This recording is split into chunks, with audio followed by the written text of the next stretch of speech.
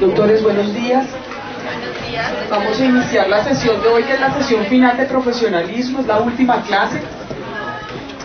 Por lo menos en este semestre, espero seguirnos viendo los otros semestres. Sí, las sesiones de profesionalismo van hasta hoy. Hoy hacemos el cierre, por eso hoy la clase es magistral, es decir, yo doy la clase, pero ustedes van interviniendo, ¿vale? Bueno, ¿leyeron el artículo? El autor altamente conocido, reconocido en los medios de comunicación, el autor soy yo. ¿Cómo les pareció ver la medicina a través de películas y series de televisión? ¿Cómo hemos cambiado, cierto?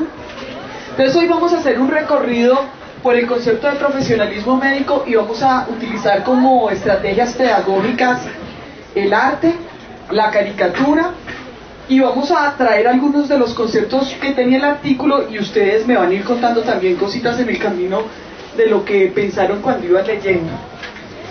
Vamos a mirar cuál es la percepción actual de la sociedad sobre la profesión médica, algunos hechos concretos que han marcado las transformaciones de la profesión. Vamos a mirar estos conceptos. Estos conceptos son los elementos del profesionalismo, los pilares del profesionalismo, y en eso presento mis excusas que me lo hizo ver uno de los estudiantes en el video. Digo, los pilares del profesionalismo son maestría, autonomía, autocontrol, esos son los elementos. Los pilares son los que vimos en las clases: respeto, altruismo, excelencia, por eso lo volví a repetir en lo que les monté en Moody's. Entonces vamos a ver estos elementos y algo nuevamente sobre teoría de conflicto de interés.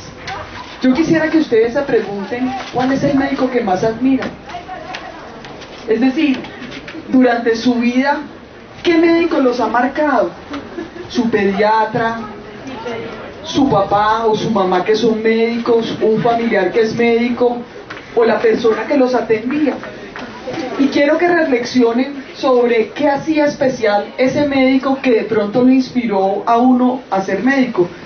En mi caso hay dos imágenes paradigmáticas en medicina.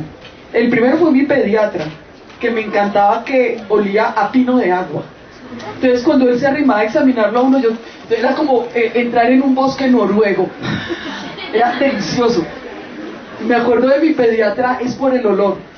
Y una vez en Coveñas, yo había dejado de verlo hace muchísimos años, yo ya tenía como 23 años, lo vi parado en la playa y me fui corriendo, lo abracé y lo cogí a picos, y la señora me miró con cara de: esta muchacha, ¿por qué le está dando picos a mi marido? Entonces le dije: no, es que fui paciente de él. Ese es el primer recuerdo que yo tengo de un pediatra que me marcó. Me parecía encantador en su manera de vestir, en su manera de hablar, lo delicado que era. Y la otra persona que a mí me marcó profesionalmente es el doctor Juan Mendoza Vega, que es neurocirujano, historiador, periodista, bioeticista, fue presidente de la Academia Nacional de Medicina, y fue quien me dictó a mi bioética cuando yo era estudiante de pregrado. Y cuando yo lo vi en las clases, ahí me empezó a mí el amor por la bioética, que es lo que actualmente trabajo. Y quiero que ustedes piensen, que ya lo hicieron en el trabajo, en las experiencias que han tenido, porque uno sí es capaz de distinguir un buen médico y un mal médico. Cuando uno es paciente o familiar de un paciente, uno le queda absolutamente claro, sin tener que estudiar la cátedra de profesionalismo, que es un buen médico. Y eso no lo deben olvidar ustedes cuando ejerzan su profesión. ¿Cómo ve actualmente la sociedad a la profesión médica? El arte ha reflejado los hechos importantes de la historia de la humanidad, y los médicos también hemos estado en el arte. Entonces yo quiero mostrarles cómo nos han pintado. Por ejemplo, en la lección de anatomía están los médicos de esa época mirando un esqueleto, y ustedes ven que su manera de vestir es muy formal, muy elegante. Después tenemos a Lenec examinando a un paciente con tuberculosis, y fíjense que está utilizando la semiología que había en el momento. No teníamos fonendoscopios, entonces se auscultaba a un paciente colocando un pañuelo en el tórax y uno lo oía. Yo todavía, cuando estoy sin fonendo, saco pañuelo y puedo oír el tórax de un niño. Si tiene sibilancias o roncos, los puede oír uno perfectamente sin necesitar. Pero miren la actitud corporal de estas personas, miren cómo están vestidos, Miren el carácter que transmiten. Después tenemos el doctor, en donde es un médico a la cama de un enfermo, de un niño, y nuevamente miren cómo está vestido, el rigor que tiene, la preocupación, la humanidad que transmite. Posteriormente está la visita hospitalaria, que refleja un cambio en el entrenamiento médico, y es que ya estamos en el hospital y nos entrenamos haciendo revistas médicas, pero nuevamente revisen cómo están vestidos y la formalidad que ellos revelan. Este cuadro es precioso, que es de Diego Rivera y está en uno de los murales en Ciudad de México, y es una cesárea. Ya muestra un ámbito distinto del cuidado de la salud, que es el ámbito quirúrgico, al igual que Removiendo los guantes, que es de un pintor americano. En arte reciente son las últimas pinturas que uno encuentra de médicos, nos dejaron de pintar. Y uno se pregunta, ¿y por qué nos habrán dejado de pintar? Si generalmente el arte se refiere a lo que es importante. ¿Será que es que dejamos de ser importantes? Y voy a hacer un recorrido de los personajes que ustedes leyeron en el artículo. Está primero el doctor de Medic, que interpretaba a un neurocirujano, es de la época más o menos del western. Posteriormente está Ben Casey, que es también otro neurocirujano. Está el doctor Hilder, súper famoso. Y está Marcus Welby, también súper famoso. ¿Qué les llama la atención de estas 4 series de televisión? ¿Quiénes son los médicos? Hombres. O sea, en los albores de la medicina fue masculina. ¿Y cómo están vestidos? Con bata. Todavía no nos distinguen por tener un vestido quirúrgico y usar tenis, que es lo que ahorita hacemos, sino que son hombres muy elegantes, muy bien vestidos, que usan batas blancas y que transmiten un estereotipo del médico. Es el médico capaz, humanista, con reconocimiento social, casi heroico, lo que genera una percepción de la sociedad como si los médicos en el ámbito de la atención siempre tuvieran que tener un rol heroico. Eso es más o menos. En estas series nadie cuenta un romance de un médico con un compañero, con una enfermera. No, la vida privada de los médicos no existe. Son fantásticos desde lo técnico-científico, pero no son seres humanos, sino que son personas que sirven a otras con un nivel altísimo de excelencia. Dr. Quinn es un intermedio. Siento que es una película mucho más reciente que las anteriores, la quise colocar ahí porque muestra un médico fuera de su época.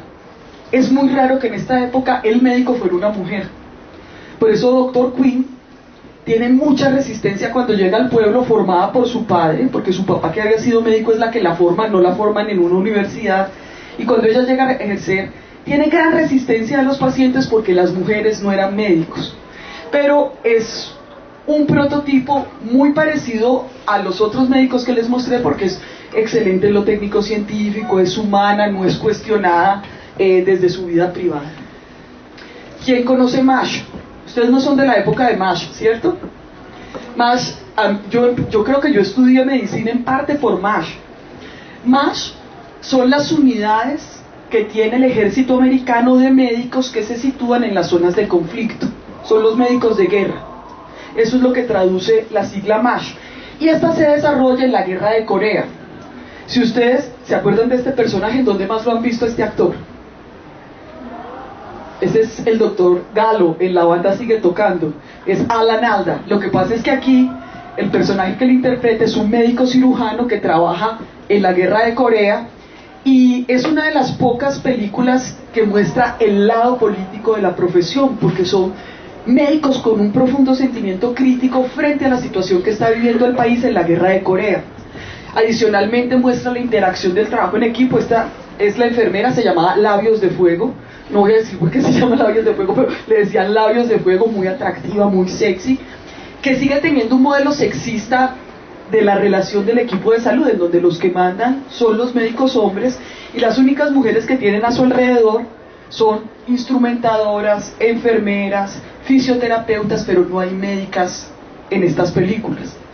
Más se las recomiendo, es una fantástica serie sobre médicos y medicina. Esta también me inspiró a mí, esta es de mi época. Ustedes ven CSI, yo veía Quincy, médico forense.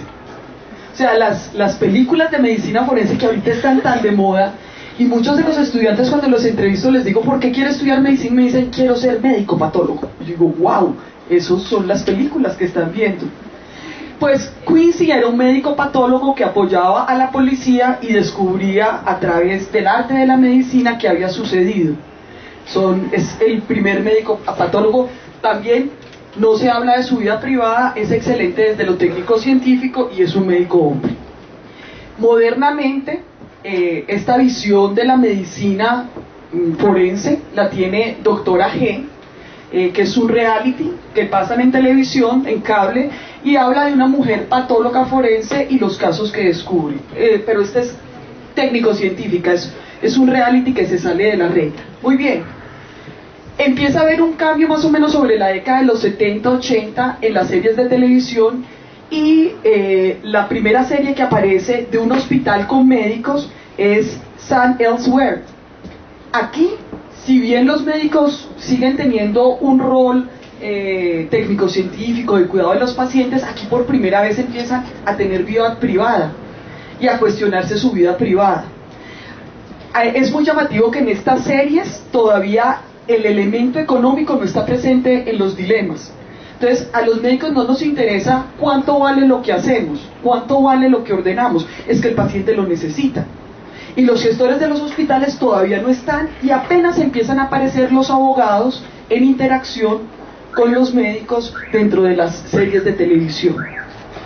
Otro ejemplo de ese tipo de seriado es Strong Medicine, que no llegó acá a Colombia, sino que se ve por cable, y General Hospital, que ya entra en una nueva dimensión, que es la novela rosa en el hospital, en donde todos contra todos.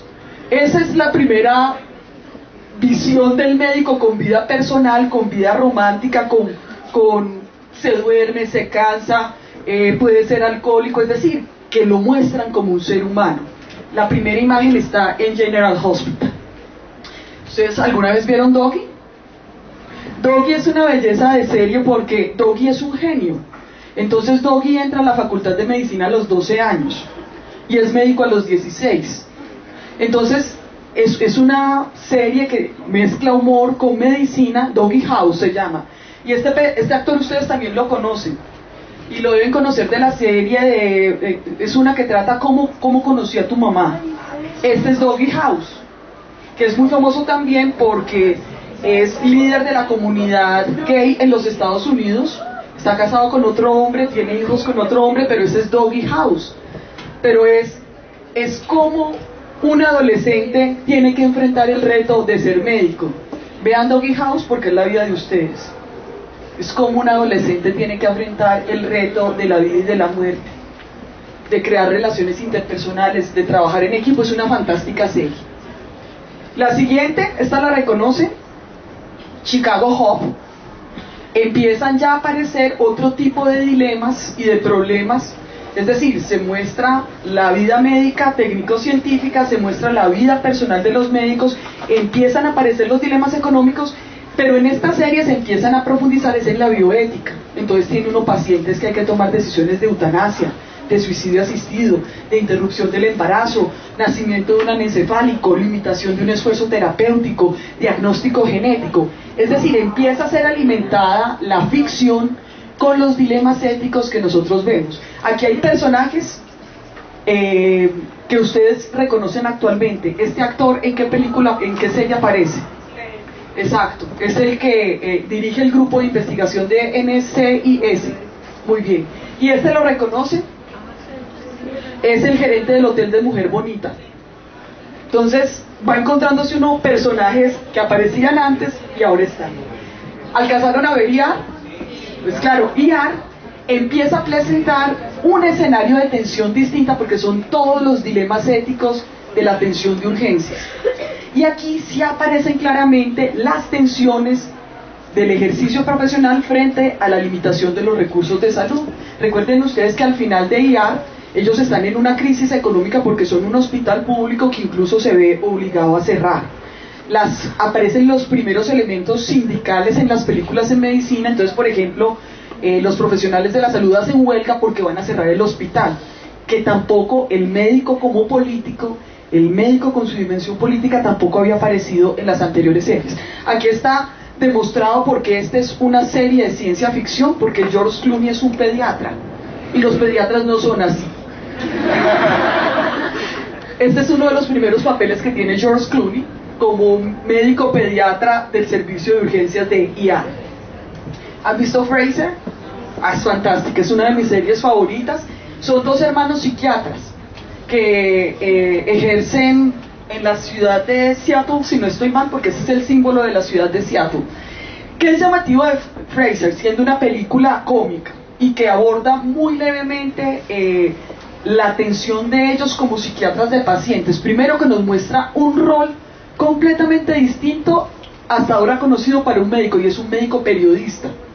Frasier tiene un programa de radio y da consejos sobre salud mental en el radio, pero también muestra una dimensión de los médicos que había estado más latente en las otras series, y es el médico que cree que tiene un estatus social e intelectual distinto a los demás seres humanos.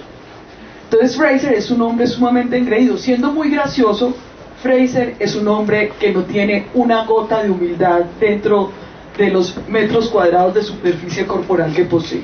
Entonces esa es otra mirada de la medicina. ¿Han visto Becker? Becker es Doctor House, es Doctor House, pero antiguo. Becker es un médico de familia que trabaja en un barrio de clase baja media. Está a cargo una comunidad, él está a cargo de una comunidad, entonces se conoce con todos, pero es un hombre completamente neurótico. Es el médico más neurótico que yo he visto en mi vida. Entonces creo que es la semillita de lo que va a ser después Doctor House, que estoy segura que ustedes sí conocen a Doctor House.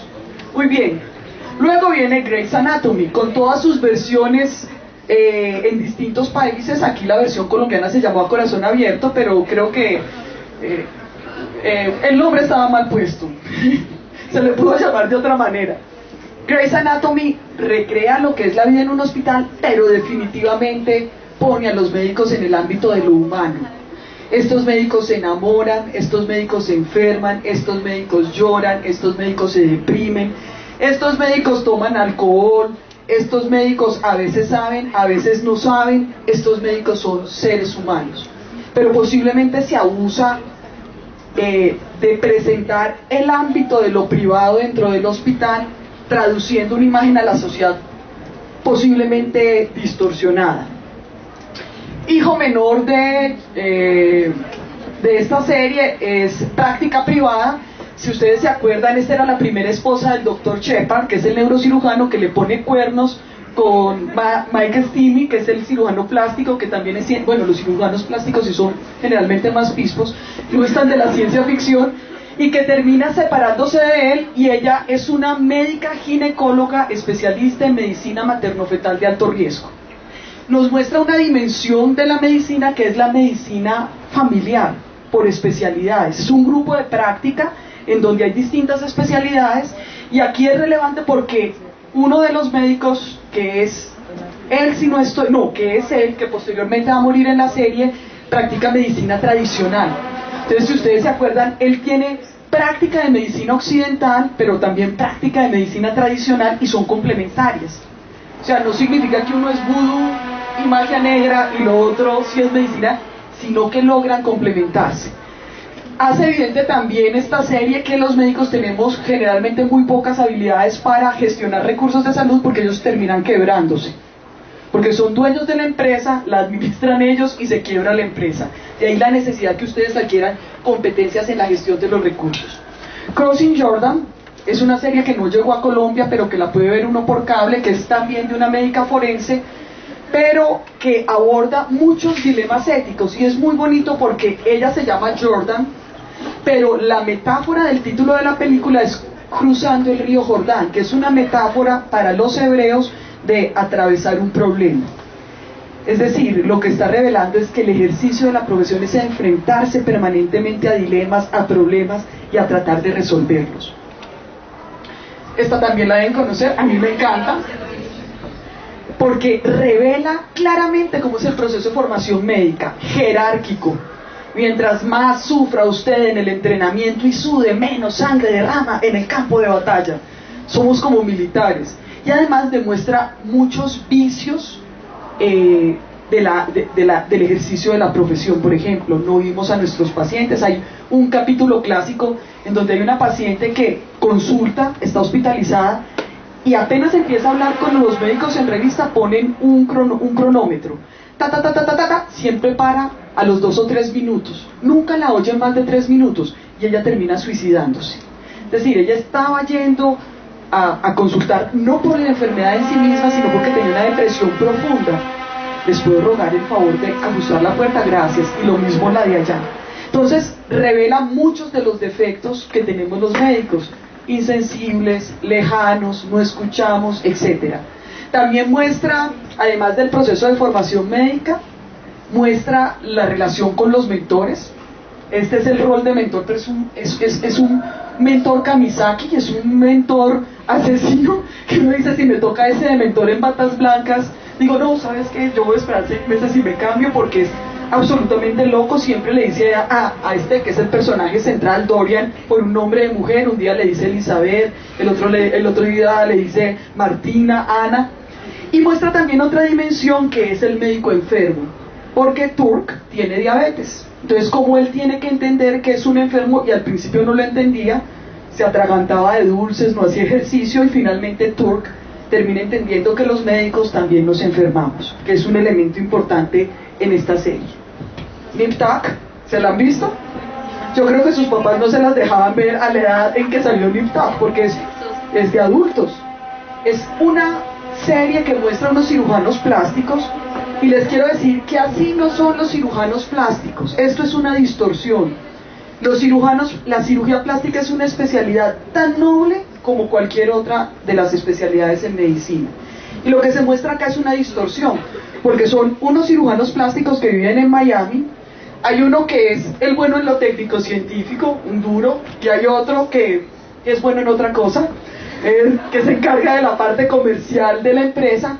Pero lo que muestra es la comercialización del ejercicio de la medicina, y muestra también la instrumentalización de los seres humanos y la medicina del deseo, o el deseo de perfección por los seres humanos, y la medicina como instrumento para perfeccionar a los seres humanos. Es una película con alto contenido sexual, que es uno de los elementos diferenciales de esta perspectiva de la visión de la profesión, aunque tiene cosas muy bonitas. Yo les citaba en el artículo un capítulo salud de Nip Tuck, en donde llega una familia con un muchacho que tiene un síndrome de Down. Entonces él se quiere operar para parecer más normal, cuando descubren que no es que quiere parecer más normal, sino que se quiere parecer a su familia, porque en su familia todos son narizones. Entonces él quiere que le operen la nariz para ser narizón como sus hermanos. Entonces, Nip Tuck vale la pena verla, porque tiene elementos de ficción que son interesantes. Les traigo varias fotos de la publicidad de Nip Tuck, porque si ustedes se fijan, es una completa instrumentalización del cuerpo. El paciente no tiene una dimensión humana, sino es un cuerpo que yo transformo denúrgicamente a través de tecnología. Muy bien. Doctor House. ¿Quiénes estudiaron medicina por Doctor House? Pues claro, Doctor House. Doctor House es el nazi de la medicina. Fíjense que es un médico que tiene todos los antivalores de los que hemos hablado. Relación médico-paciente, paternalista, aquí mando yo. ¿Qué es eso de la autonomía? ¿Cuál consentimiento informado? ¿Sí o no? Además es un genio. El tipo tiene un proceso mental perfecto desde la maestría para llegar. Pero Doctor House adicionalmente tiene una pésima relación en trabajo en equipo. ¿Ustedes lo han visto interactuar con otras personas? Es terrible. Uno en un ascensor encerrado con el Doctor House pide bajarse en el siguiente piso. Es agresivo, tiene grandes dificultades de comunicación. Inclusive se ha planteado que el personaje recrea un personaje histórico, que es Sherlock Holmes, porque usa el mismo método deductivo de Sherlock Holmes, y adicionalmente es adicto a los derivados opiáceos como Sherlock Holmes. Acuérdense que Dr. House sufre una trombosis, creo que es de la femoral, tiene un dolor terrible, lo tienen que llevar, él está inconsciente y su primera esposa toma la decisión que lo operen. Y él queda con una limitación funcional gravísima que lo obliga a tomar medicamentos. Es un médico adicto a los opiáceos y es lo que va a determinar el carácter del Dr. House.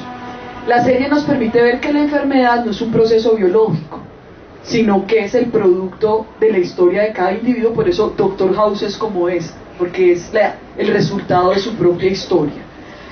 Fíjense que utilizan en la publicidad el caduceo médico, pero uno no quisiera estar envuelto en esa serpiente, ¿sí o no? O sea, uno no sabe si querer o no querer al Dr. House. Es lo que se llama el antihéroe, pero es héroe desde lo técnico-científico. Esta es otra de las publicidades de Dr. House, que lo que quiere decir es que él también tiene corazoncito. Solamente se lo conoce su cirujano cardiovascular, pero el Dr. House también tiene corazón. Muy bien. Y que los médicos seguimos manteniendo algo de aquello que era la primera medicina, que es el arte de la magia, de la prestidigitación, del conocimiento que solo nosotros tenemos y otros no tienen. Eso también revela Dr. House, la hermenéutica de la profesión. Muy bien. Finalmente aparecen varios realities dentro de la línea de realities de televisión en donde intervienen médicos. Uno de los más famosos es Strain Makeover, que es de cirujanos plásticos, en donde operan a personas y les hacen cambio extremo de pasar de esta persona a esta persona.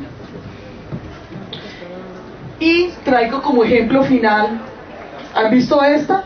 Es de Entertainment, ya no está en el aire, que es Doctor 90-210. Este es el código postal de Beverly Hills, por eso se llama así la película. Y es un reality, él es un cirujano plástico de origen brasilero que opera personas en el ámbito de la estética, pero nuevamente se toca en el límite con Nip Tuck, en la concepción de lo que es la cirugía plástica. Muy bien, la pregunta es: ¿qué nos pasó? ¿Sí o no? De pasar del Dr. Kildare a Dr. Beverly Hills, ¿qué nos pasó? ¿En qué se transformó la medicina? Y estas son algunas de los grandes hechos que ustedes lo tienen también en el artículo y que lo vimos en Contrato Social, que hablan de la transformación de la medicina. Lo primero son los grandes cambios en los sistemas de salud. Los sistemas de salud se masifican, el elemento económico es fundamental en la gestión de los recursos, hay gran regulación para el sector, emerge el paradigma económico, es decir, nuestras decisiones tienen que tener implícitas justicia sanitaria. Ya no ejercemos una profesión independiente, sino que somos empleados de grandes conglomerados, en donde hay gran riesgo a la autonomía médica, y por eso es tan importante conservar la autonomía médica en las decisiones. Es muy importante el componente económico en la toma de decisiones. Hay una socialización de la medicina y una medicalización de la sociedad. Eso quiere decir que cada vez tenemos pacientes que son ciudadanos con derechos informados, que saben sobre sus propias enfermedades y exigen sus derechos.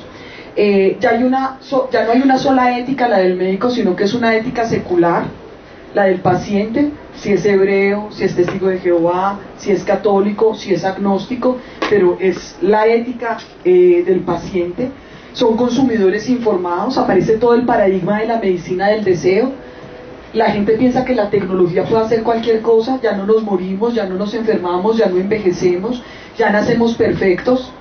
Es pensar que la medicina ha transgredido los límites de lo natural.